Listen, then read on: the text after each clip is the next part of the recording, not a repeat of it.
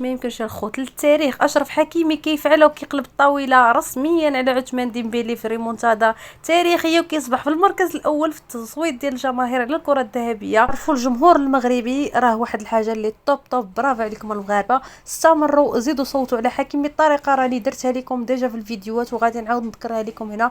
اخوان اللي بغى يصوت على حكيمه تلقاو الرابط في الفيديو، كتدخلوا لهذا الموقع وكتهبطوا مزيان حتى تقلبوا على اللاعب اشرف حكيمي وكتكليكيو عليه صافي. هنا كتفوتيو وكتهبطوا لتحت باش كتفاليديو التصويت ديالكم. خاصكم ضروري ديروا فاليدي صافي. هنا غادي تكملوا كاع لي زيتاب اللي بقات، غادي تصوتوا كنتو باغيين تصوتوا على شي لاعب ما كتصوتوا عليهم بالنسبه للبالون دور النساء. وكذلك مهم كتحاولوا تكملوا كاع هاد المراحل.